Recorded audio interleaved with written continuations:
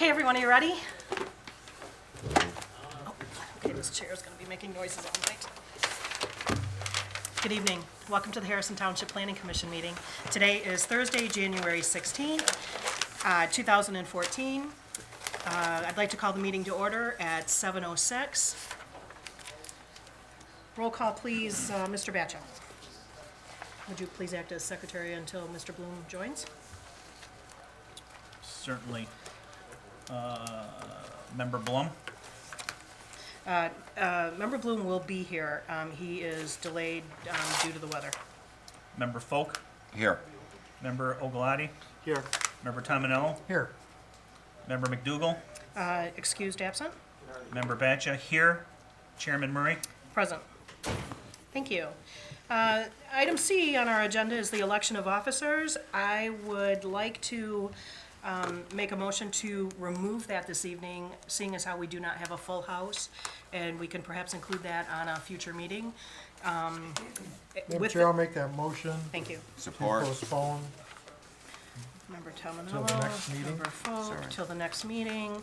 All in favor? Aye. Opposed? Motion carries. Okay, may I have approval of the agenda as presented minus item C? Madam Chair, I'll make a motion to approve the agenda as written with an amendment removing item C. Okay. Do I have a second? Support? Mr. Batcha? All in favor? Aye. Opposed? Okay. May I have approval of the minutes from our December 19th, 2013 meeting? We all received a copy of these. I made a couple of corrections already through email.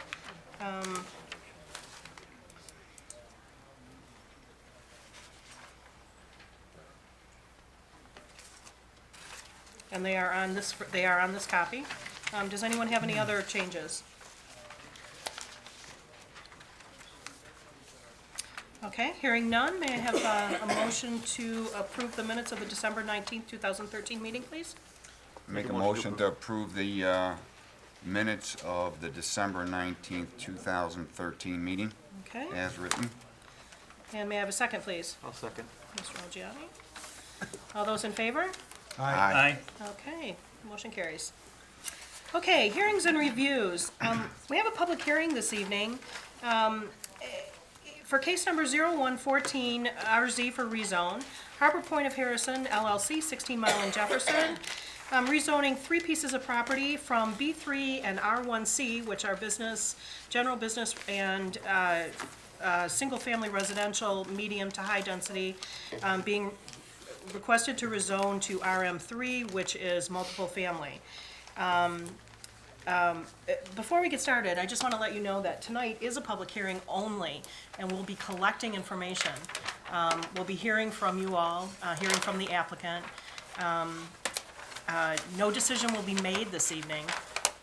It's just a fact finding. And with that, I'd like to turn it over to the planner for a clean explanation of. Well, Madam Chair, I think that was pretty clean. Oh. But, I guess just to add for the public's understanding and benefit that the commission's job, obviously is to make the best decision in the interest of the township. And what they're looking for tonight is any type of evidence that you wish to supply, which you think will help them make the proper decision. What you supply to them and why they would table this issue is so they could take those items into consideration, spend the month researching some of the facts and items that you bring up, and come back prepared with a proper decision at the next meeting. And I think that's really all I had to say, Madam Chair. Great, thank you very much. With that, Oh, and Madam Chair, I'm sorry, and just that the commission itself is a recommending body. What they'll do is hold the public hearing, gain the facts, prepare a motion, and recommend that action to the township board, who will make the final decision. Sorry about nope, that, that's Madam good. Chair.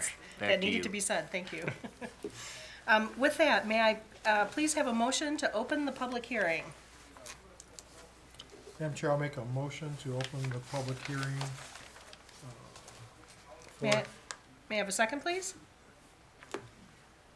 I'll second. Mr. Olgiati. We have a motion by Mr. Tominello, seconded by Mr. Olgiati, to open the public hearing for case number 01-14-RZ for Harbor Point of Harrison LLC. Roll call, please, Mr. Batcha. Member Tominello, Yes. Member Ogliotti, Yes. Member Folk, Yes. Member Batcha, yes. Chairman Murray. Yes. Okay, the public hearing is officially open. If the applicant would like to come up and start. Hello, my name's Joe Chiardana with Harrison, Harbor Point of Harrison Condominium Project, 59219 Van Dyke, Washington, Michigan, 48094. We're before you this evening to present a project that's at the southwest corner of 16 and Jefferson, currently the old driving range, I believe Marino's driving range. There is no wetlands on the property. We have a letter to that effect. And the majority of the property is master planned under the adopted master plan to be multifamily at some point for the rezoning. So we thought, in an effort to comply with the master plan, when we submitted for our site plan, we did design a site that was multifamily. We tried originally to incorporate the corner of the piece for commercial, but we were unable in the 1 year time we marketed the property to get any tenants who were suitable. We tried everything from gas stations to drive-through. With the seasonal nature of that corner being basically the end before you go into the beach, it's very difficult to get tenants who want to be there because they typically rely on a 6-mile radius, and basically 180 degrees of that radius is, lakes and parks that are not residents there. So we feel our plan is the best suited. Apparently that's what was felt by the Planning Commission, who adopted the original master plan of 2010. And these are condominiums from 1,200 square feet to 1,500 square feet. We've built them in other communities. And they have granite countertops. These are nice units. At one point, when the economy was good, they sold upwards of the high 100s. We feel our base price would be around $139,900, going up to probably around 160s. They have one-car garages attached. We have plenty of open space, community areas in there, parks, and a community pool. What we've done in this rezoning is we've submitted, and we're asking, your ordinance allows for contract zoning. We heard there might be a lot of concern about people saying, hey, rezone it, all of a sudden we'll throw in some barrack-style apartments. So we've already committed, if we are successful in rezoning, to doing a contract zoning. That's why before you see the prints you have that are our site plan, elevations, and everything for a higher-end condominium project that we're proposing. We've been building in the community all the way back to Venetian Point with my father, Riverbend subdivision, and we currently are the builder who's finishing out the Venetian Point, the last units that the other builder failed. So we've been successful in selling all those very high-end units, some of them selling over $600,000 even, and we'd like to continue building high-end, high-quality products in your community. Our main reason for really needing this rezoning is since we've acquired the property, we've tried diligently to seek some kind of business or commercial or office use, and it just doesn't allow right now. There's not an economical, feasible way to develop this site as that use and get a tenant and make it support and pay taxes to the community. So I thank you for your time and coming out in this foul weather. Thank you, Mr. Carino.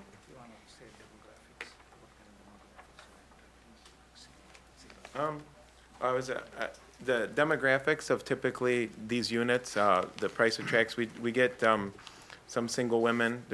What's nice about our plan, we have 9 different floor plans.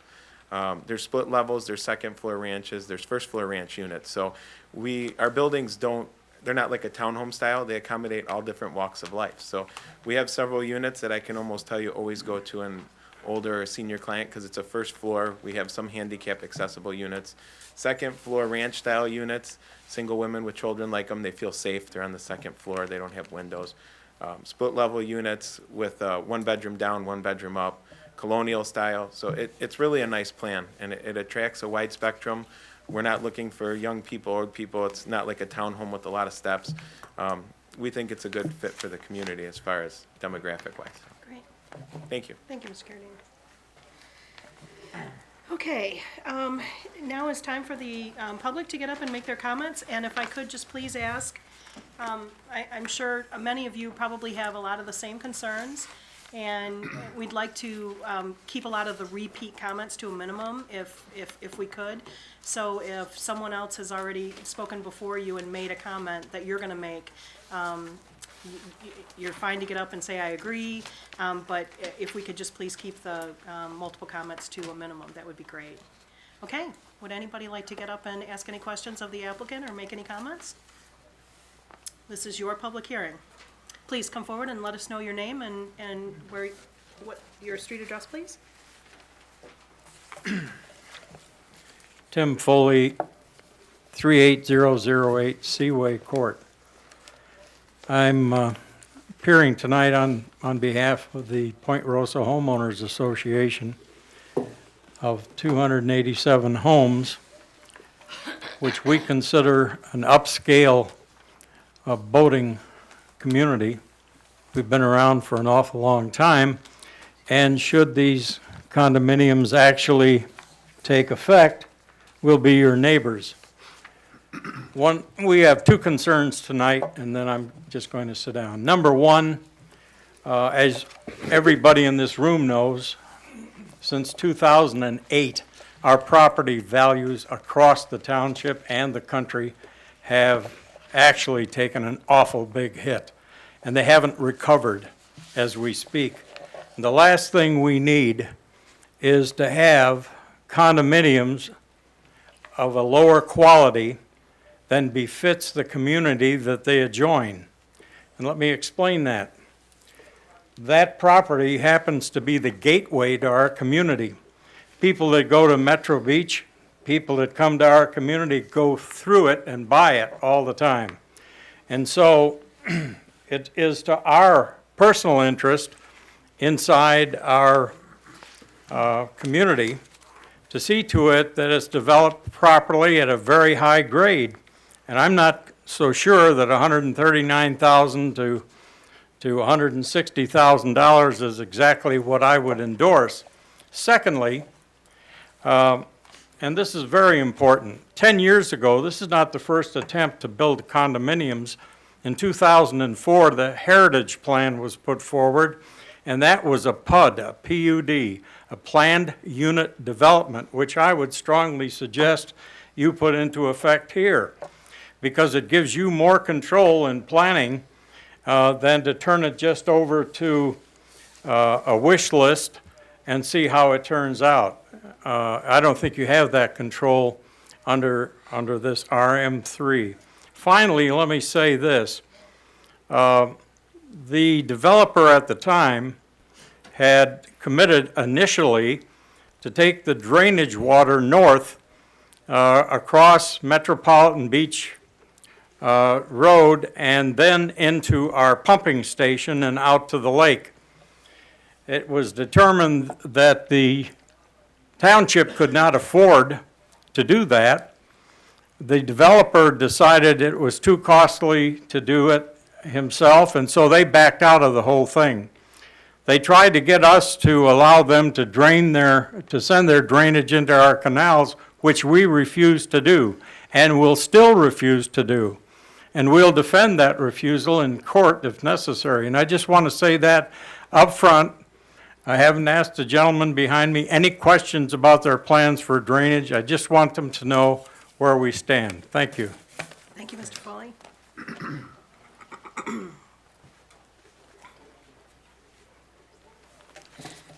How you doing? Good, how are you? William Bardell, Point Rosa. I have only been here 18 years. I know I'm the new kid on the block, but I can tell you one thing. You develop every little square inch of Harrison Township, the good people are going to move out. The people that are paying all the big taxes, coming here, paying your taxes, buying your homes, fancy houses, we're going to move. You can't develop every single square inch of Harrison Township. We got builders coming in here trying to build on seawall tiebacks. and giving you a little, it's getting out of hand. It's getting out of hand. The good people are gonna start moving out of here. We're gonna have all rental properties in here. This is a slippery slope, and it's happening more, and it's happening more, and more, and more, and more. It's gotta stop. Statistically, if you know anything about social studies, as soon as you develop every land, square inch, people move out, you got all rental properties. That's all there is to it. Put a par 3 golf course on there, put a driving range on there. Everybody would love to go to shoot golf balls over there. Put a golf driving range back on there. It's just getting out of hand. We got builders coming in here wanting to build on seawall tiebacks with no parking, with one-car garage. It's hodgepodge. Architect is balance, focal point, and resale value. It's getting out of hand. We got to do something about this. You can't develop every square inch of every single township. Spread it out. If you want to do something good for a community, go to Detroit, tear down some of them houses, build it there.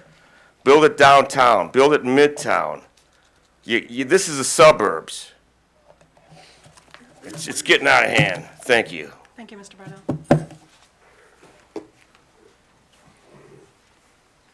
I'm kind of nervous with you guys behind me. I'm in the military, so I have I think you'll be okay. Actually, that's probably a better idea. This way you get a Yeah. chance to see faces, and I that's, mean, he's getting that's my probably- back end, yeah. so, well, good evening, and you guys are on the hot seat. But we're just here. Name? Christine and Wolfgang Peterman, and we live at 38233 Seaway Court. And I have been a member, I've lived in Harrison Township for nearly 50 years, minus the 22 years of military service. So we believe in Harrison Township and all the decisions the board makes and what you guys do and the time that you give. That's why we took my father's house that he had purchased in 64 for $30,000 back then, and we turned it into a $500,000 house. So we believe in everything that you do. So, and a lot of people are doing this in the Point Rosa subdivision. A lot of people are taking these houses and they're turning them into $500,000 homes, $300,000, $400,000 homes. And if you go down Mast or Seaway, you'll see that. So to have somebody come in and say, oh, we got homes for 140, that just kind of, it sits, doesn't sit well on my stomach, because everybody is investing in those houses, building bigger houses, which is more taxes for the township, as we can, attune to. So, and another thing is I have to apologize because during the Christmas season, Arrow prepared here, but we have so many vacancies already. I drove around Harrison Township this afternoon and I see vacancies in apartment complexes, I see vacancies in the condos. If we can't fill those, how are we gonna fill the new ones that they're gonna build? That means to fill them, they may have to reduce the price, which we have seen across the board. Now it's gonna become a cheaper condo. And I'll let you finish. The apartments on condominiums, I think similar to the design you've just described, we saw it was advertised when they started, and over time, those prices went continually down between, I want to say, that's Crocker, right?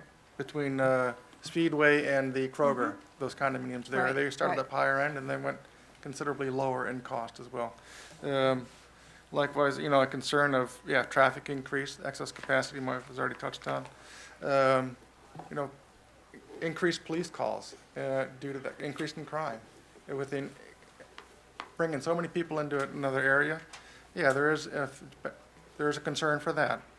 It's a dedicated youth sports area. I'm not sure how close that comes to Calawarts. You've mentioned the parks and things like that. That may be an area to look at.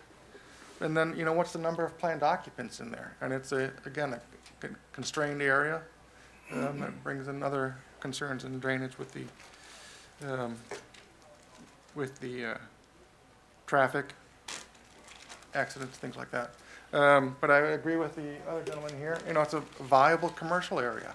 and it's zoned as a commercial now, a recreation facility, or single-family homes, to match along with the community. We already have Prentice Points Apartments, we have Beechwood Apartments, we have the condominiums on Crocker. So there's excess capacity of that type of structure. Maybe we could do a study, how many vacancies are out there already? All right. So, that's all I Thank you. have, thank you. Thank you, Mr. and Mrs. Peterman.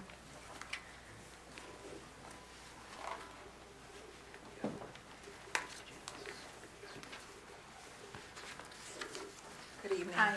Alicia St. Germain, 38252 Mast. I have a question as to where the entrance of the proposed condominium site, where you would get into the, All the questions answered. Yeah, actually, yeah, we're just collecting all the information Okay. tonight. And then at the end, we'll give the applicant an opportunity to Okay. answer specific, but please keep in mind that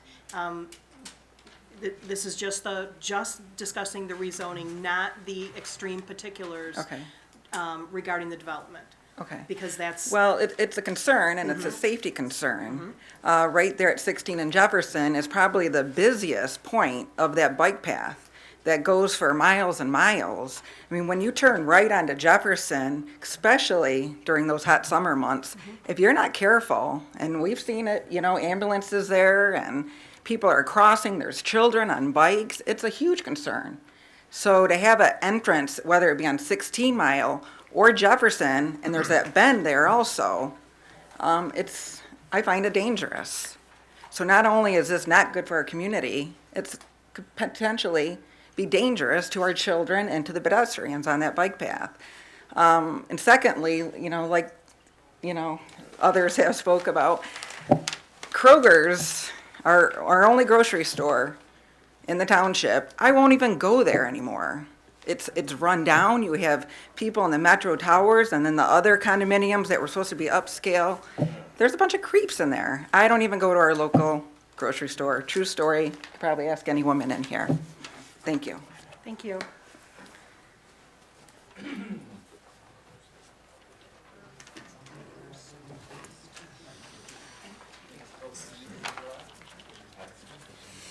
Hello, Hi, Dave Pontac, 38234 Mast, how's the last name spelled? Pontac, Pontack. Got it, thank you, And Sonia Pontac. thank you. My worries are pretty simple. Harrison Township definitely has enough multifamily units in it now. You have the apartments on Prentice, you have Shoreline, you have Union Lake Road, down Crocker, you got those trailer parks there. The township it needs to upscale itself a little bit. Not just fall into the same old stuff that we already have. Because our property values are not going up, they're kind of hanging straight.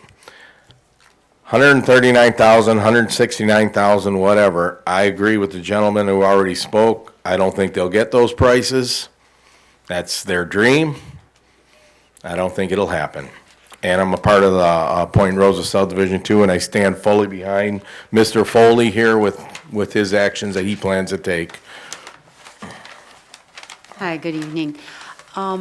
When we seen the first posting of the sign, it was before all those snowstorms, and we are gathering facts. I tried to notify as many people as I knew of. I've only been in the residence for about 10 years now. The sign was covered by a lot of snow, and talking to our other neighbors, most of them are just finding out about this. So if we could maybe gather more facts with the other neighbors behind the school, they'll be influenced. Most of them cut in the road. There was no notification on that side of the property behind the church for those neighborhoods and stuff too. Nobody knew about it over there. So I would really appreciate if somehow we could make this clear to the rest of our neighbors, what's planning. Thank you. You know, there's something else I've noticed happen this summer. You guys, we got this beautiful boulevard coming down Metropolitan Park. We got trees on each side, few homes. You got a beautiful center area there. You guys have dug it up. I look like you're planting some bushes. You're doing some landscaping coming down that whole stretch there. And now you come into the beach area there. You got some vacant properties. You got some few commercial businesses there. You've got that beautiful marsh out there. It's a beautiful sight when you come down that boulevard. It really is nice to put a bunch of condominiums right at the end. As you roll down there and all of a sudden, bang, look at this. It's not good for the township. Thank you. Thank you. Mr. Pontiac, did you say that you were on Mast or Malist? 38234 Mast. Mast. Been there 19 years. Great, thank you. Thank you. If I could just address one thing, if for clarification, before we go any further. The notification, that's the placard sign that gets placed on the corner, and then, There's a sign that's placed out in the corner, there's an ad that's put in the paper, and everyone within 300 feet of the property line. 300 feet, that was what I was shooting for. So the fact that that property, within 300 feet, every home and residence and building is notified. The residents that are on Foxcroft and Thornwood and the neighborhood behind the church, that's well past the 300 feet. But it is noticed in the paper, correct? Okay, and it is on the township website, on the agenda. And this is really where word of mouth comes into play. So, It was in the journal? Are you saying it was in the journal? was it in the Journal or in the Macomb Daily? The advisor. The Advisor. Did you, if you want Yeah, to come I up and, didn't- can you come up to the microphone, please? I didn't see it, usually on the TV, on the cable television, you guys have like who's on the board and you have announcements. I didn't see it on there either. And what she's addressing is those of us turn right on Prentice never saw the sign. Okay. That's why majority Seaway, Mast, Villamar missed Right. the sign. And the reason for that would be because the parcel that, I think I can say this, if the parcel that's being requested to be rezoned is further down towards the corner of 16 and Jefferson, and Right. so that's where the placard was most likely placed. Right. There were two signs. There are two, so one there and, To my knowledge, one was placed right on, unless it changed, to my knowledge, one was placed right on Metro Parkway, in the right-of-way, and one gentlemen, somewhere alongside Jefferson, but I can't think. I just saw that one today. Take comments and talk about this after. okay. Right, there's one on Jefferson and one on Metro Parkway. But I think the bottom line is, there's a lot of people concerned, they just didn't get the information in time to be here to make a difference. Well, okay, and I think tonight, that's and just to the let you bottom know, line. we don't have to close the public hearing tonight. So, I mean, that's an option to keep that open to allow for more participation. Okay, and if they're concerned, and if you need signatures to find out how many people do have a concern, we can get that to you as well. We're not, we will leave that to you. Okay, To- okay, Right, all right. okay. Anyone else would like to address? And then please keep in mind what's already been commented on, so we can keep the repeats.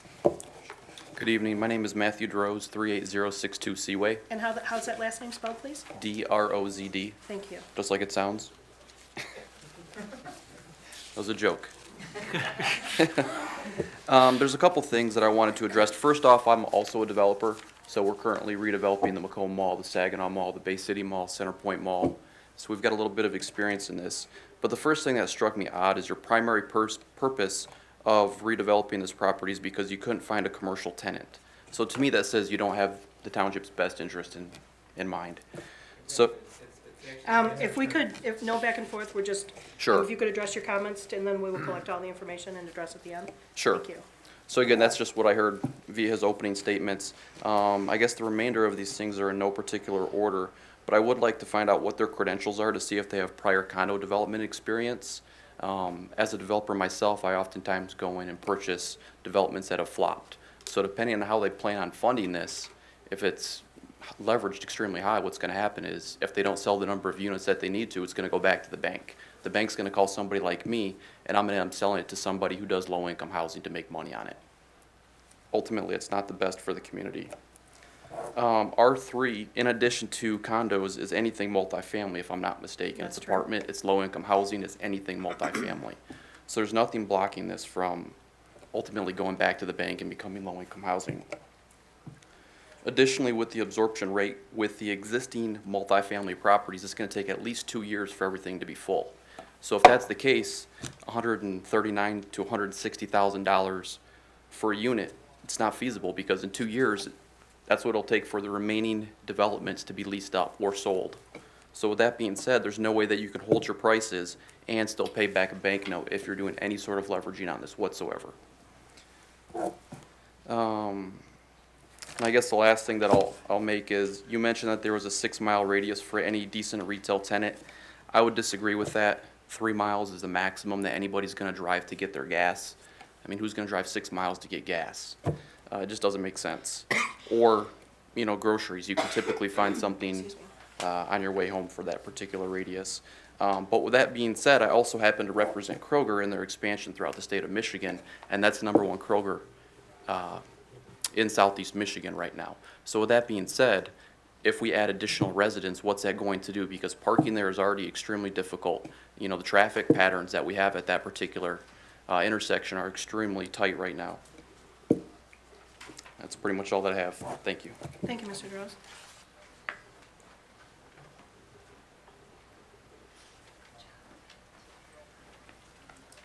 Good evening. Hi. Mark Hatzel, 37881 Terramar. I hear a lot of the neighbors talking about coming down 16 Mile Road and the nice trees. You see a few big homes and stuff, but it's mostly tree lined. Then the little project they did in the medium with the different types of vegetation that they're experimenting with, all things to enhance that drive towards Metro Beach, to make that pleasant, attract people. So then that's also the gateway to a lot of the homes which are between the beach, going towards Clinton River, along Lakeshore, Terramar, Seaway, all those homes that are all minimum probably 300,000 upwards of some of them $1 million. And now you want to put the guard shack at the gateway, and it's really going to look like a guard shack compared to the rest of our homes. And that's really the one area where it's the highest end. I would think that you would want to put that type of development further west, and not infringe on the people who have the higher end homes. Also, it sounds vaguely familiar to the Harrison Cove development, which I have various friends and stuff that have lived in there. That development, I think, was over 12 years ago it started. Prices then were $200,000. Back a couple years ago, they were trying to get $89,000 for them. And they had all kinds of issues with the quality of the workmanship in there. The walls were thin, you could hear through the walls, there were all kinds of complaints.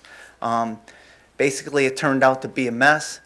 With all the complaints of everybody in there fighting and arguing through the walls, neighbors were calling. The police calls there were just going through the roof. I've got friends in law enforcement who say that the majority of the calls in Harrison Township are not along Jefferson where I live, but they're in developments like the Prentice Point apartments, the condos over in Harrison Cove in that area, going up to Harper and 16, the townhomes over there.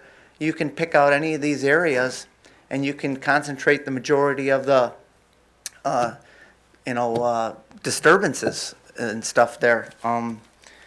So I feel like that's a bad idea, and I don't want to repeat on too many people's other things, but I find it hard to believe that they can get the numbers. I'm sure they did the research, no offense, but I find it hard to believe they're going to get those type of numbers. And even if you could, you're looking at 1/3 of maybe the lowest value home in the area. How is that going to increase our home values? In that particular stretch, it's all lakefront. People move there, like a lot of the other neighbors said. They made their houses into close to 600 to upwards of $1 million homes. And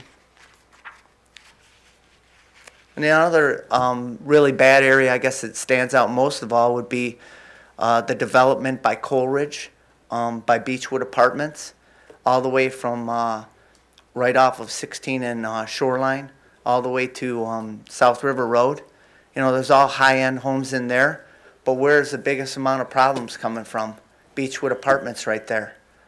There's an area across from the other side of the Beechwood Apartments, which was supposed to be Woodlands, and that got rezoned, and now they're going to put more apartments in there. Well, I know a lot of the people that live right along that stretch, and they thought they were gonna have houses or woodlands there, and now it got rezoned, and it's gonna be an apartment right across from their $300,000 home.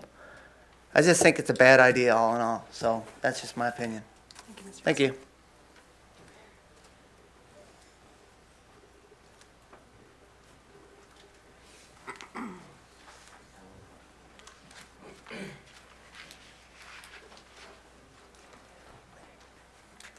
Good evening, Board. Chuck Callowert, 38063 Mallist.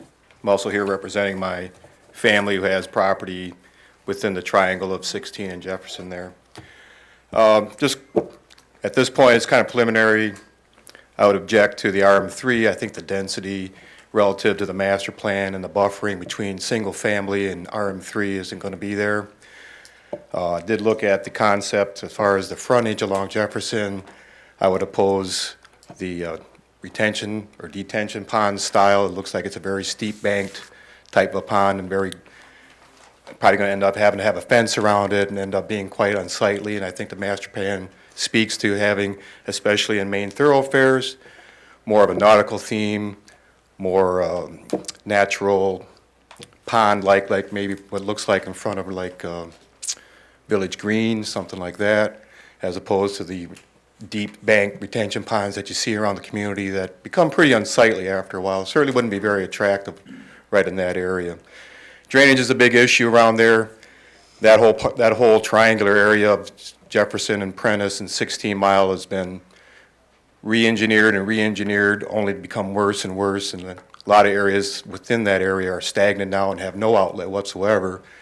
And it would be my opinion that any design for a major development within that triangle includes some sort of plan that includes a drainage plan, a drainage district of some type that would involve all that, because sooner or later they're going to, those areas are going to be cut off and there won't be any outlets.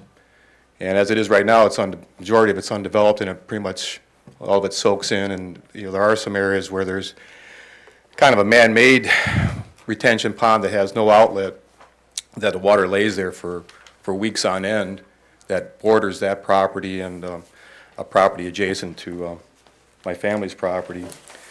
So anyways, just to go back over that, I would oppose the RM3. I understand property owners have rights to do things, but at the same time, I think you have to look at a lesser density, especially with the with the ability of only having one outlet onto Jefferson. They're cut off from 16 Mile. There's no other way out other than being access perhaps to Prentice that would involve other properties and so forth. So I would encourage you to review the master plan and how it speaks to this type of rezoning and address also the drainage. And as far as contract zoning, I don't know where that exists in our ordinances and so forth. I think Mr. Foley referred to a POD being a better idea, and I would support that as well. Thank you. Thank you, Mr. Keller. Madam Chair? Yes, sir. Just to address the contract zoning issue real quick, there is no provision within the township ordinance for contract zoning. Basically, the state law allows for what they call conditional zoning, where an applicant can present conditions. It has to come from the applicant, not a request from a township or a demand from a township. And if in fact it's offered, the township can attach those conditions to a rezoning should they determine, and that would be locked in with the rezoning, regardless of sale or anything else. Should the conditions not be met and the development not take place, the rezoning would revert back to its previous zoning. I just wanted to explain that that's not a zoning provision that we have in the township. Thank you, Mr. Maher. There's a time limit. Anyone else would like? Is there a time limit on it, the reversion? I believe it's a 1 year if there's nothing followed through. I'll verify that for the next meeting. I apologize for not having that up front. Anyone else would like to speak?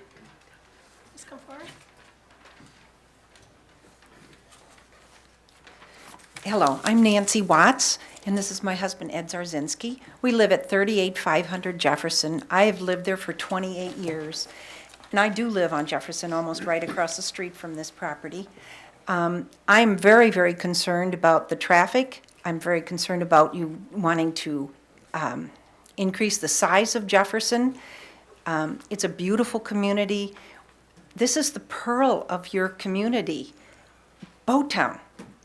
Why are we building all of these apartments? It's affecting our schools, it's affecting crime. We have to stop. We have to really plan things that are going to improve our community. And I agree with everyone else here and their objections. Thank you.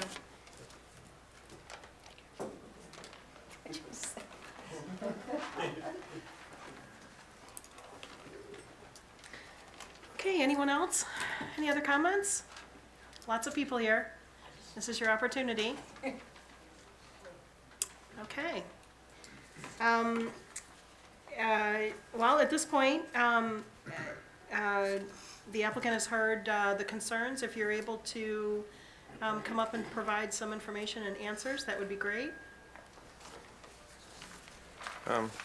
I'd like to start out by saying that we do agree this site is the gateway to the community.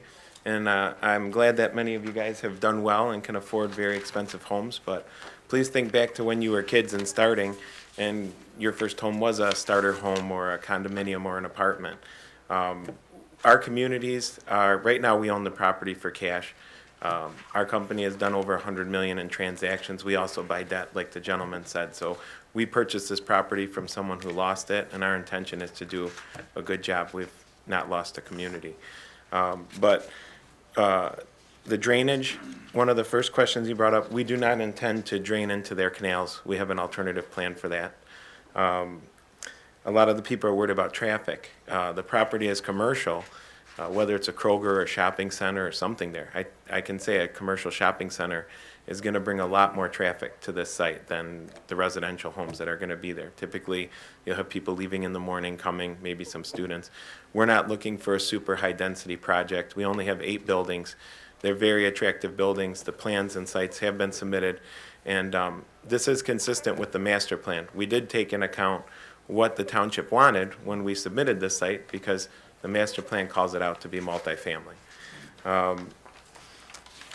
I think that it's a great site for this kind of use and for starter families and for elderly people that need a lower price product to live in a good community. They're close to the beach, they can walk, the walking trails are there, people rollerblade. There's a lot of amenities there, and I think it complements the other homes that are very high-end. And I would only hope that the prices go up. I mean, we're starting our prices very reasonable to attract it, but when we took over Venetian Point, which had failed, we didn't think we'd be able to sell those condos as quickly. And in the first 30 days of having them, we sold out all of the units we had, and the prices are continuing to go up. So thankfully, this market seems to be recovering, and we hope this project would become more expensive. The more money we charge, the more money we make, and the better for the community. Some of the people said keep it as recreational, or that there's blight. I definitely think our buildings and our project looks a lot better than a golf dome or some kind of go-karts or something out there on the corner. You know, I'm not sure, but I'd imagine if you're looking at a gateway project, something with a beautiful entrance, very well landscaped, done well, properly maintained, is a lot better looking than something, say, like a Barrymore's or some recreational use. Single-family homes there, we did contemplate that. It's not something that we totally wrote off, but this property, the majority of the frontage backs up along Metro Parkway, along Jefferson, and along the other street. So a lot of the homes would be backing up to the road. It just wasn't feasible to do the development, get the kind of yield plan that we needed in order to make it economically feasible to develop it. The entrance is going to be off of Jefferson. We've taken into account the bend, and as with the city, the road commission, everybody has proper setbacks and everything that are required to make sure it is safe distance from the corner. Again, I don't want to repeat myself, but these are upscale condos. We're not looking to build cheap apartments.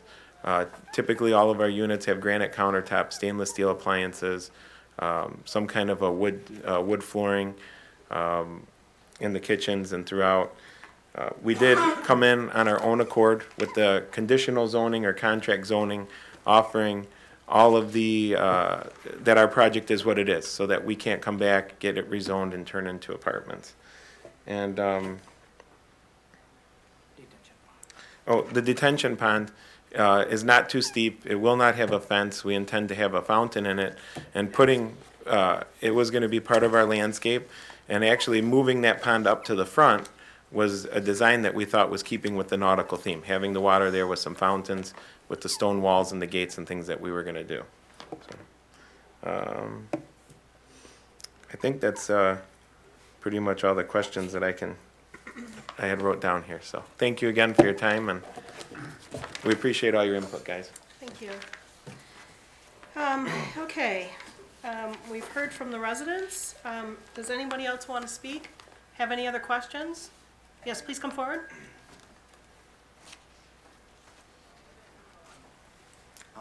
Mark Hatzel, 37881 Terramar. I find it hard to understand where $130,000 to $160,000 condominiums is going to increase the value of $500,000 or $1 million house in that area.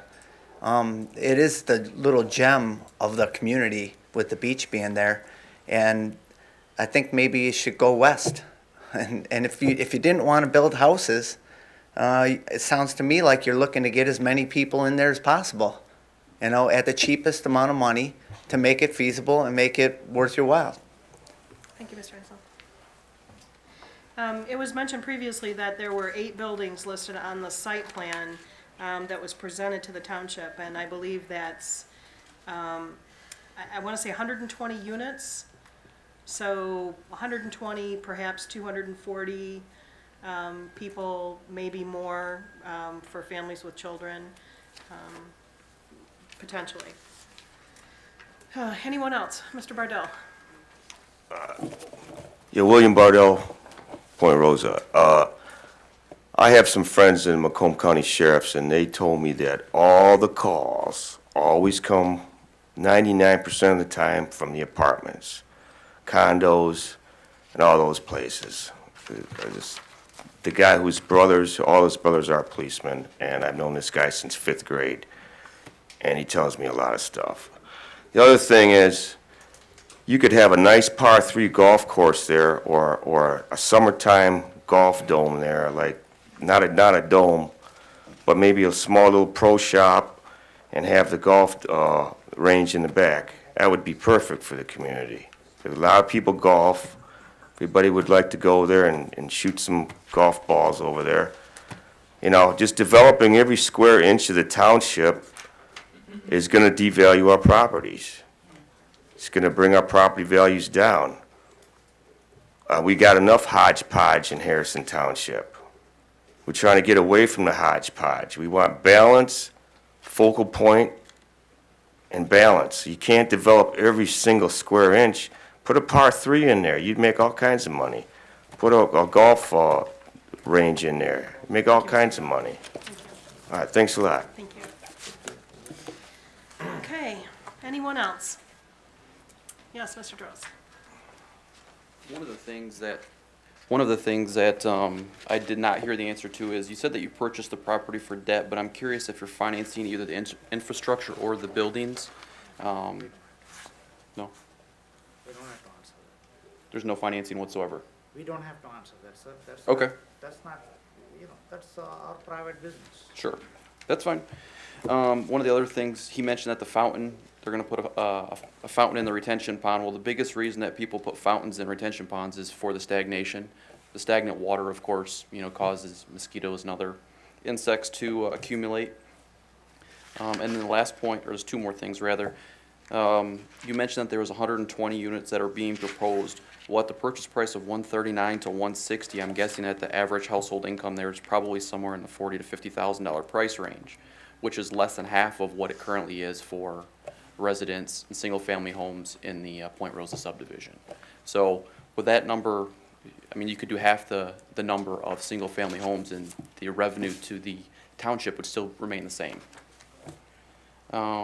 And at a minimum, I would like to see this delayed until at least the plans can be provided for the community to review, since we have not seen any plans yet. Thank you, Mr. Droz. Thanks.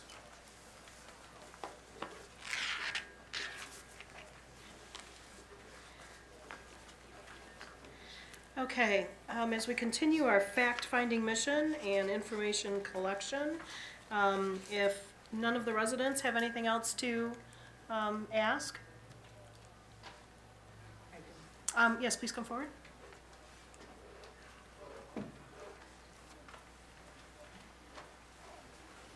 I just really, I would like to encourage the board to set another meeting. I really feel that the people, and there's many streets where they take Prentice to get home and never see those signs, especially with our snowstorm.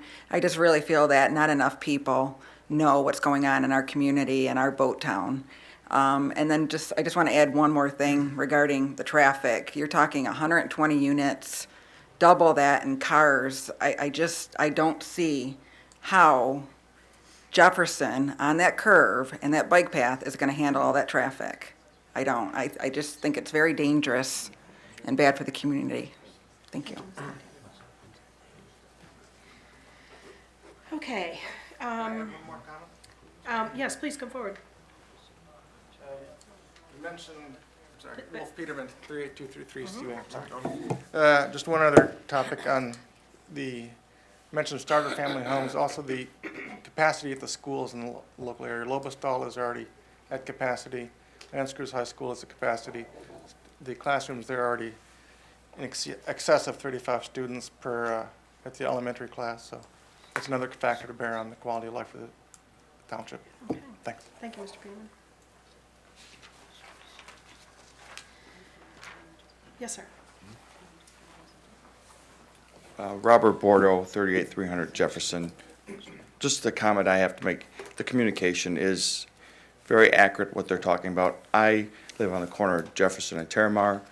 I would never normally go down to the corner of Jefferson and turn, so I never saw the sign till 2 days ago. Heard about a phone call or actually a text this morning. So there are a lot more people that live in that subdivision that have no concept of what this proposal is doing. So any delay was probably the right thing to do to make sure everybody has their facts and figures straight. So I would just say, make this decision very cautiously. Thank you, Mr. Bordeaux. Okay, anyone else? Okay. Board, do you have any questions? Do we want to make a motion to? Madam Chair. I'm sorry? I have some questions, Madam Chair. Okay. For the applicant, and I understand the plans that you submitted are conceptual, but I just need to get a better understanding on how they are designed. It looks like, first of all, your units are 1, 2, and 3 bedroom? They're just 2-bedroom. They're all 2-bedroom units, okay. yes. And it looks like there's 1-car garage for each unit? That's correct. Okay. So when I look at 120 units, and for each garage, you have room for 1 car, it's 120 cars. You only have 73 spots other than those garages that you have for parking. Parallel parking is not allowed in Harrison Township. So you cannot park a car behind a 1-car garage. So it is illegal. So quite frankly, if you look at this, absolutely, if you look at this, you do not have enough parking spaces based on your density. Okay? So I you need defer to consider the. that. Can I, so what? I'm not going to discuss it with you. I'm just telling you what the ordinance reads. So if you have a car in a garage and you try to pull one up behind it outside the garage, that is not allowed in Harrison Township. So you can park a car in the driveway? That is correct. Is that true? Just not for our informational purpose. Is that for any garage? I mean, does that count for You can even discuss residential that. subs? You can discuss We'll that discuss with the planner. Sure. so. Thank you. Thank you. Anyone else? I had a couple of items. Okay, Dave Pontac, 3824 Mast. I'm sorry. It's okay. Okay. No, go ahead. we good? No, yeah, go ahead. All right. 2 bedrooms, 1,200 square feet, that doesn't really sound like somewhere for a starter family, to raise a family, bring a family in. It seems a little small.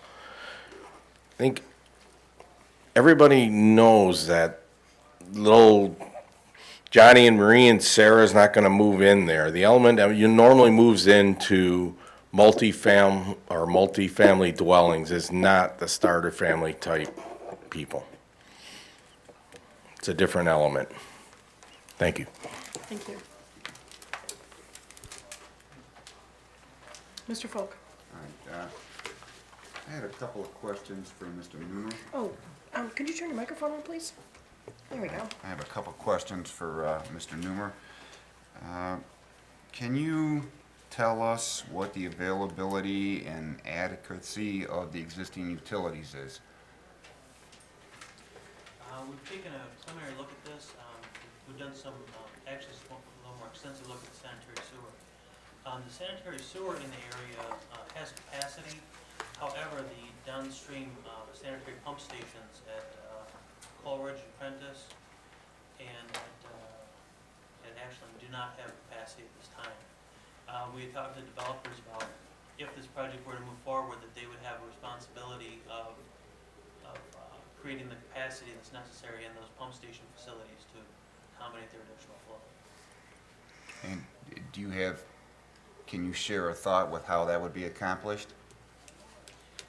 If the development were to go ahead, when they came in with their plans, a part of their development plan would be a retrofit or a rebuild of those stations that they would be responsible for.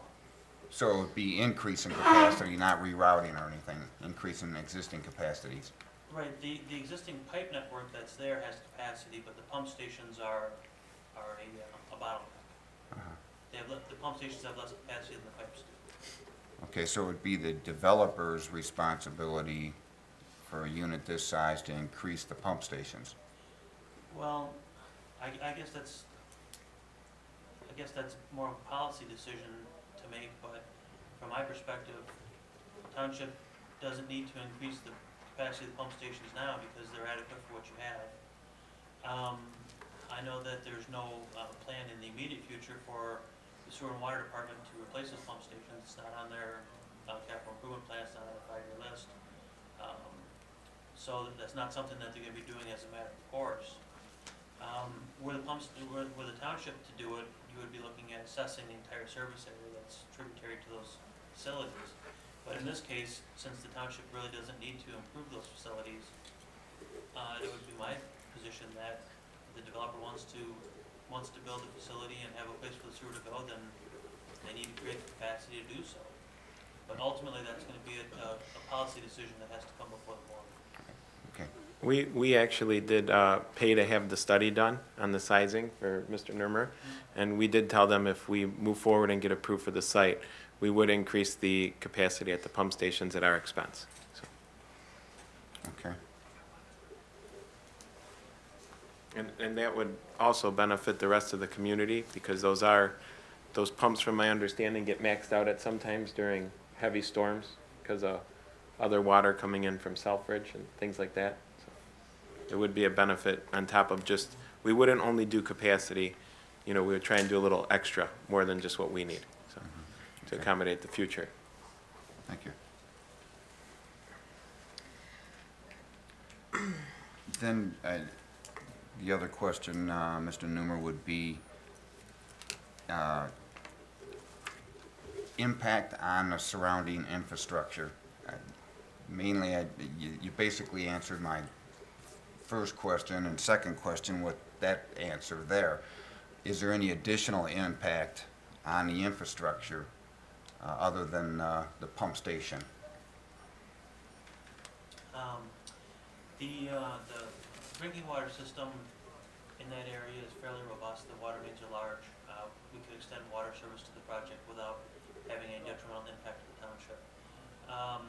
The storm drainage, which is an area that ultimately the county is responsible for, with the outlet and whatnot, but it is part of the site plan review and review that we do for the township, is a concern with putting the pavement and the impervious surface on the development, developing it as a multifamily site. You are going to be creating additional runoff that needs to be addressed and taken somewhere. They've proposed a pond. We have not yet seen where the outlet to the stormwater system is going to be, so I can't. I guess I can't comment on whether or not there's going to be an impact on that without knowing where that water is going to go. So that's, I guess, an open question. The engineer that they've got is a good guy, and I'm sure that he can figure out what to do with the water, but we do need to evaluate what those impacts are going to be downstream. The water in that area can be or has been a problem and has in previous situations become an issue because of where to pump it, and the Point Rosa people don't want it pumped into their canals. But in your opinion, there's other ways around it if the applicant's willing? Well, to say to an engineer, can you do it? The answer is always, yeah, if you got enough money. Frankly, that's the answer. Is it possible to take that water north up to the Savan drain along Jefferson? That's a possibility. We've heard from the residents that they don't want it crossing Jefferson going into the canals. Other than that, I'm not sure. They said they've got an alternative plan in place or thought that they want to do. I'm not sure where they would take it other than take it north to Savan.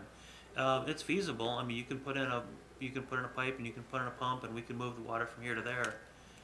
It's not cheap, and it may require getting some easements or a way to get that pipe physically from the site up to the drain. But it can be done if the development has enough revenue, enough money to do so. Okay. And how far north? I imagine you're saying north along Jefferson. And how far north is that to the Savannah drain? Oh, it's about, I want to say it's maybe just under a quarter mile. There's the gas station there, and then there's the marine dealer, and then just north of there you can see off to the side, you can see the pump station where the water collects. Okay. So it's maybe about a quarter mile, give or take. Yeah. Okay. Thank you. Nice answers. Anything else? No, I'm done. Okay. May I ask, granted, we've been supplied with a potential set of site plans, and they are just that, a potential. In my opinion, they're maxed out at units per 120 units for the total area. Is there any consideration to build less, build smaller, build less buildings, perhaps larger condos, less than 100 units? Any flexibility there? We're always flexible, but again, it comes down to economics. And as Mr. Nurmer explained to you, the site has a lot of additional costs, upgrades to the pump station, just the feasibility studies that we paid for to find out what needed to be done to the pump stations, pumping the storm water. This site can actually accommodate a few more units. Some of our original meetings, we showed concepts that had higher density, units. But with the township's cooperation, if it's a give and take, and you say, hey, you know what, we'll do a special assessment and help you with the pump station issue if you're willing to, put in less units or more lots. I mean, we're doing what we need to do to accomplish an economically feasible development. If I were to put 40 residential lots there, I could not justify doing pumping upgrades and pumping the water. The site's gonna stay as it is. If we left it unrezoned, put a commercial shopping center there, more traffic, same issues. Gotta pump the water, gotta do what you gotta do, deal with the detention. Actually, there's more detention to deal with because you have more surface area that collects water opposed to a lot of the open space that's left in our site. But we are here, this is just for the rezoning, and we're here to be a good member of the community, but we think our plan we've spent just about a year working on this, and we think the plan we've submitted is the best use for the site that makes sense. And again, I understand today a lot of people are upset, but at some point, somebody spent a lot of money, the township, to have the master plan designed, and that does call for multifamily in this area. But when we get to the site plan stages, we always look to the community's input to help make the best project in the community. Thank you. Yes, please. Fazal Khan, I'm the 43279 Shana Road. I'm the engineer for the project. I think we have a little misunderstanding here. When we are saying we are offering a contract zoning, I think we want to attach that site plan to this. Am I right? Is that what we're doing, or we're just getting this rezoning right now? I thought my intent was to attach that site plan to the zoning, so that way, for some reason, this doesn't go through, Joe decides he wants to just move to Hawaii and not see me anymore, somebody else comes and buys it, they can't go put apartments. They have to follow that site plan. That's what the intent of the contract zoning is.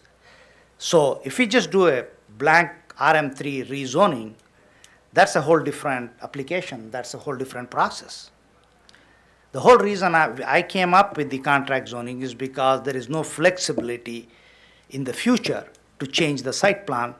If this site plan is not built as presented or as agreed between us, within 1 year, we don't progress like the engineering and everything, the rezoning goes back to R1C again. So the new guy comes in, buys the property, has to start from zero. So, am I correct in that understanding? Yeah, so We did ask for that conditional zoning. that's why in we our said application. contract zoning, conditional zoning. What we are saying is we are, not only we are building this site plan, we are building this particular building with this elevation, Exactly as it's presented to us exactly as tonight. is presented, which we're willing to negotiate to come to a different need to, but that's what my intent was. So that way we don't have a blanket rezoning where somebody comes in and says, oh, I can put actually 180 units because that's what the density you can put in there. Right. It was submitted that way. They Yeah, just didn't- that's they what I missed thought I submitted, so I'm sorry. No, thank you, Mr. Khan, thank you. Madam Chair, I'll refer to the condition to Exhibit B of the rezoning petition. It's not called out in the title, but it's the title is supplement to Harbor Point Harrison LLC, rezoning application in Harrison Township. It does indicate the owner applicant of the subject party, Harbor Point of Harrison LLC, is proposing to rezone 2.452 acres from R1C to RM3, 12.511 acres from B3 to RM3. This will create 14.963 acres of RM3. Pursuant to MCL 125.3405, the applicant hereby voluntarily offers in writing as a condition of its rezoning application the conditions stated below. And then they cite basically the 10 conditions that they wanted the commission to consider as part of this rezoning request. And quite frankly, in my review, I didn't catch this in the initial reviews. Thank you, Mr. Maher, that's okay, I missed it as well.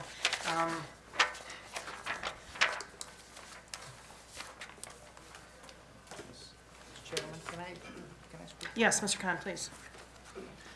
The other thing is we did look at the storm sewer situation there, the problems with the community has around there with the rainwater, the storm sewer, and we did talk to the drain commission. Basically, any water which is going to come out of this property is going to be pre-developed discharge. That's what they're allowing us. So everything else, we have to hold it in that pond. So that's why we made a bigger pond, it's landscape with fountains, so it doesn't look like a, regular detention pond. It's just gonna be part of like the Regular development. landscaping. Yes. So, Drain Commission's thing was, they don't want any impact other than on any other property other than ours. They don't want to burden the other properties, just keep it to the same discharge as it is now, which is the agricultural runoff. And that's already part of the drawing, that's already been proposed on the drawing. Okay.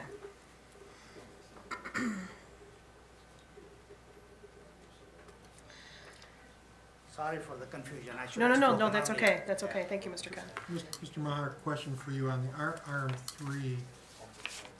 When I was looking for density requirements, I saw between 5 and 10 per acre. Is that hold true? Can you verify that?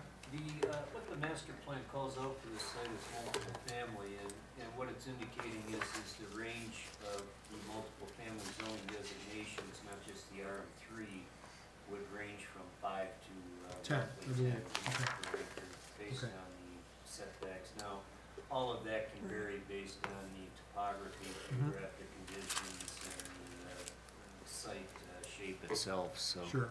So my thought, and we were talking about density before, and again, I don't want to get too far into these conceptual plans, but what I just heard are, these are the plans what's being offered with the conditional zoning. So with me saying that, if I look at 15 acres times the minimum amount allowed, which is 5 per acre, we're talking about 75 units. There's 120 units proposed. So to me, that's way too dense, and that's just my opinion. Thank you. If I may say. Yes, Mr. What Khan. we looked at is, what we said is we got maximum amount of units is 150 we can put on this property, and the minimum we can put is 75 in that zoning, so we kind of went in the middle. That's where we are coming from. But, again, we Where are I'm coming willing to. from is 75. Right. So that's my That's- opinion. Just want to make That's it fine. very clear. I'm just saying where I came Okay. from on the site plan. Okay. Madam Chair, Yes, sir. it might be appropriate to acknowledge, I believe all of us here have a letter dated January 16th, 2014. I assume it's been prepared by the applicant. It's titled regarding answers to questions asked by the planner. Correct. So I just want to acknowledge that Thank you. that does exist. To that point, I've got, I have a question, or probably better stated as a request of the applicant, and I have a statement I'd like to make, and maybe I'll start with the statement that, as it pertains to the planner's acknowledgement that Exhibit B to the application hasn't been completely evaluated, and as it pertains to much of the dialogue that's occurred today as part of this public hearing, I certainly have been convinced that it makes good sense for us to not close a public hearing as of today and continue this dialogue to provide the request of the residents, as well as to give us even more time to thoroughly evaluate what's been before us. So that's just my thought. Now, to that point, to my request, question number 1 that was proposed by the planner, and I'll state this one as the question and then lead to my request. The question is, and the questions by the planner are given to us as basically a typical evaluation process that a planning commission needs to go through in the determination if a applicant is successful in providing all the proper requirements in a request for rezoning. Yes. And this is, the questions here are very consistent with every request for rezoning we've ever had. So this is a very typical process that we've always gone through. Yes. So any one of us could focus on any one question, any one answer.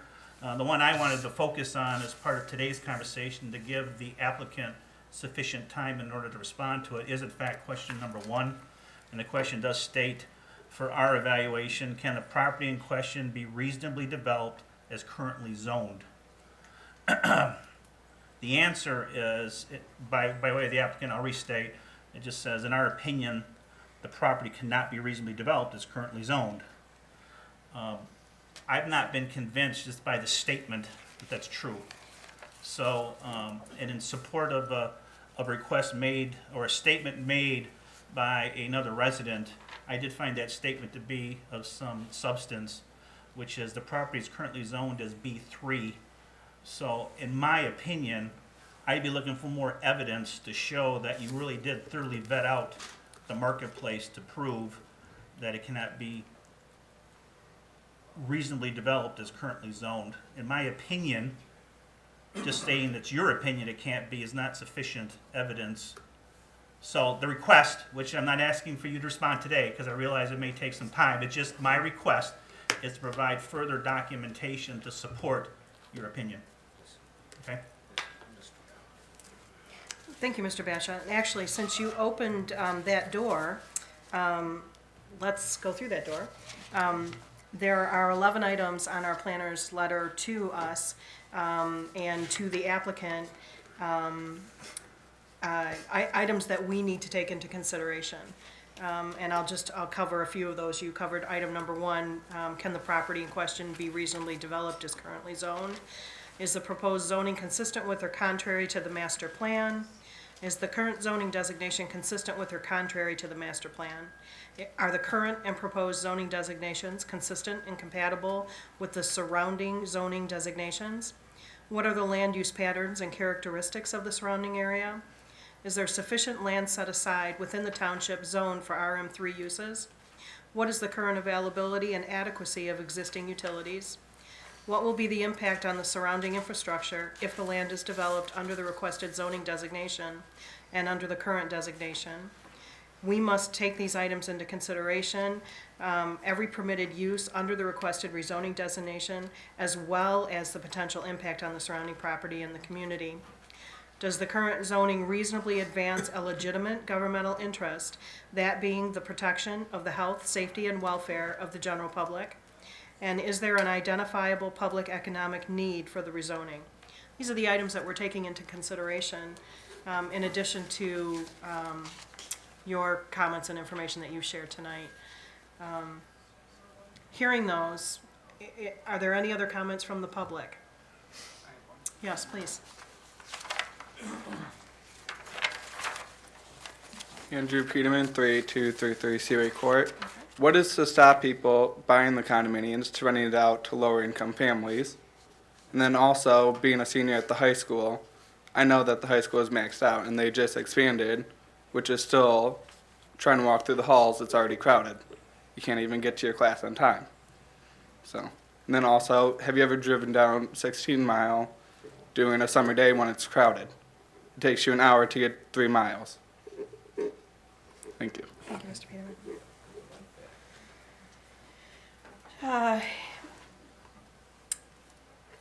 Members, any other comments or questions? You know, I have a question, and I'm not sure who over at that table would be best to answer this, but... We'll all step back after you ask. All right. This is my first go-round with the conditional zoning. In my opinion, I need to approve the site plan to allow the rezoning. As the applicant has stated, and I haven't got in depth into the conditions, but as the applicant is stating, yes, the site plan would be attached, so, you know, at the next meeting, we would come forward with a full review of the site plan as well to determine whether or not it's in compliance with that particular district. That's the way I see it also. Yes. And the applicant is shaking his head and saying yes. Yes. So, we need to approve or deny the site plan before we can even do the rezoning. No, they would be attached to each other. Okay, right. And the decision is still on the rezoning. In effect, if you were to approve the rezoning, excuse me, with the conditions, you will be approving the site plan, which is why it's going to be vital that we review the site plan in full as part of this request. So for us, it's a full practice. It's a full site plan consideration, review right. and rezoning. Right. Mr. Maher, could you clarify then to that point that understood that they're hand in hand relative to the approval? Given the unfortunate scenario that the site plan cannot be executed for whatever reason that may or may not occur, does the rezoning still stand? Or, so everything, if that is not executed per whatever terms and conditions that we have for it to be executed, then the whole rezoning reverts back to where it started prior to the application. That is correct. And we did come with the understanding. Mr. Khan, could you come up to the microphone, please? Thank you. And we did have the understanding that today is just going to be a preliminary public hearing, and then we're going to be following this with the planner and the engineer and keep moving forward with this thing. So we understood that this is a longer process than just a rezoning. Thank you. Well, that being said,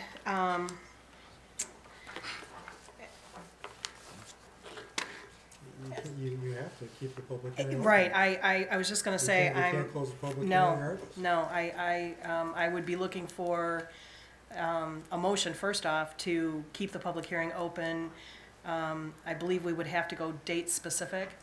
You will have to go date specific in light of the fact that the public hearing will stay open. Okay. If there are no other questions from the public, oh, okay.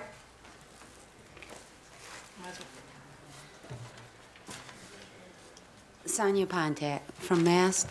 My previous request was if we could have more time notifying the neighbors, and if you do leave this open, may I request that we have another filing in the paper and another posting around the land? Can we do that? Oh, okay. That's a financial thing, and it was requested that you would accept our signatures that if we acquire them from the neighbors? You know, if I could comment on that, Thank you, Madam please. Chair, you're welcome to garner any type of petitions and support and, you know, whatever you like to submit to the commission.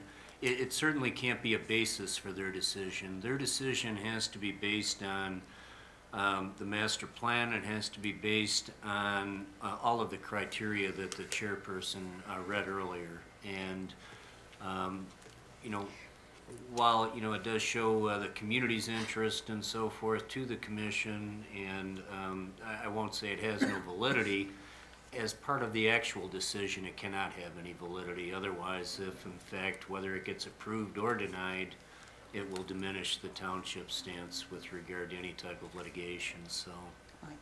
And with your parallel parking in the one driveway and behind, that would also include no parallel parking on their drive streets? Is that go along with the one-lane car garage? They wouldn't be able to park parallel along the streets? Most homes have kids. They all turn 16. Most homes are 2 and 3 car homes. So I wondered if that took into account what they would be parking out on their fronts of the roads. Thank you.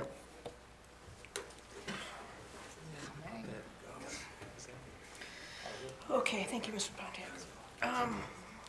Oh, Mr. Bardell. William Bardell, Point Rosa. I got one last comment. I find it hard to believe that you can't put a golf range there when I go to Gowers on 14 and Gratiot in the spring, summer, and fall, and you can't even get on. The place is packed. And I would love to come to the corner and shoot the driving range, you know, instead of driving to 14 and Gratiot. You can't even get in the place. That's how many golfers are trying to get out there and hit some buckets of balls out there. Thank you, Mr. Bardell. So I think it'd be nice to have a little pro shop there in a summertime open golf range out Thank there, like there was before. Thank you. Chairman, can I make Yes, Mr. Khan. You know, I wanted to bring to the commission's attention and to the public the demographics we are attracting in this kind of communities, which we do have one in Shelby, one in Utica, and where else you have, Joe? Well, they're being built in Orion. Orion. The demographics we are looking at is from senior citizens, single men and women, and mostly the urban yippies. You know, those kind of people are getting attracted to this kind of community. I mean, the present communities we have, the families with children do not really prefer this kind of community. They rather go with a single-family home, which I believe you can buy a single-family home for $150,000 in Harrison Township. There are a lot of them out there. So if a family is moving with the kids, they're going to look at a single family, not move into a condo. So the demographics does not have like 3 or 4 cars, 5 cars in these condos. That's what I wanted to say. Thank you, Mr. Khan. Madam Chair, if I could. Mr. Tominello. I just wanted to respond to the resident that the easiest way to do it is just to say that our ordinance states parallel parking is not allowed. And with that, you know what, I'm gonna go ahead and make a motion to table case 0114RZ and leave the public hearing open until February 20th, 2014. I'll support that. I have a motion by Mr. Tominello, seconded by Mr. Batcha, to table case number 0114-rezone Harbor Point of Harrison. Roll call, please, Mr. Batcha. Member Tominello? Yes. Member Batcha? Yes. Member Folk? Yes. Member Ogliotti? Yes. Chairman Murray? Yes. Motion carries. This item will be tabled, and you did say till our next meeting, or through our next meeting. February 20th, 2014. Thank you. February 20th, 2014. That being said, unless there are any other questions, any other comments to be had, that's our meeting tonight. We need to go into, you have more. Right, on our agenda, but if there are no other comments, Thank you very much. okay, Thank you. Thank you, guys. thank you. Thank you. We'll just give them a minute or so to clear the gallery.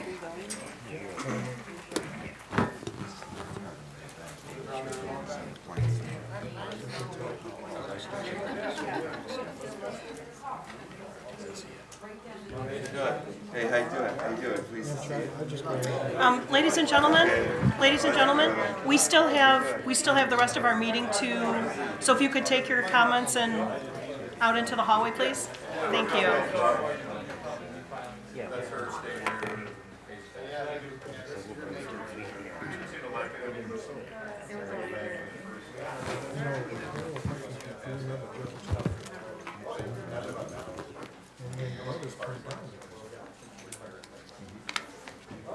Okay, we're going to continue with our meeting.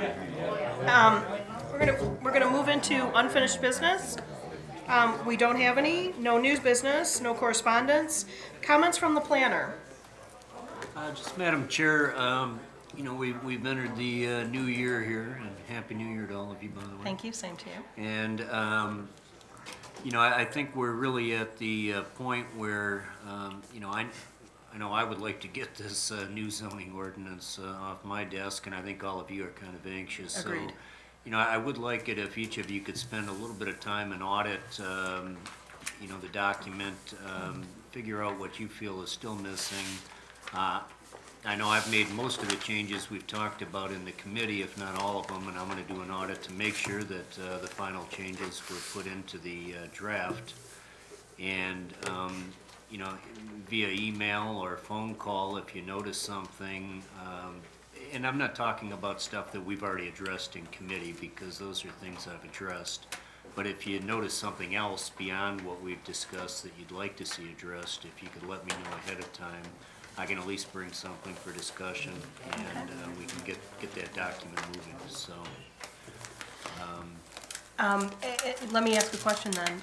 We had talked about, I know Sabrina and I were trying to figure out a date to have a workshop, or a last workshop or a discussion workshop for exactly that. And now that it is the new year, I think we'll put an email out tomorrow to the group to see. Gentlemen, if you could please take it outside, thank you. We'll get an email out to the group to try and find a date that works for everybody, and then we'll have homework to review the book that we have and Great. submit questions to you so that we'll have a date to work with and a commitment on paper. Okay. That sounds good. All right, great, thank you. Anything else? No, I think that's it, Madam Chair. Okay, thank you. Comments from the floor? Well, let me just say Happy New Year, everyone. 2014, let it be healthy for us all, wealthy for us all. Our next meeting is February 20th, 2014. May I have a motion to adjourn, please? Motion to adjourn? Mr. Batchel, second? Support. Mr. Folk, all those in favor? Aye. Aye, opposed? Motion carries. Thank you, everyone.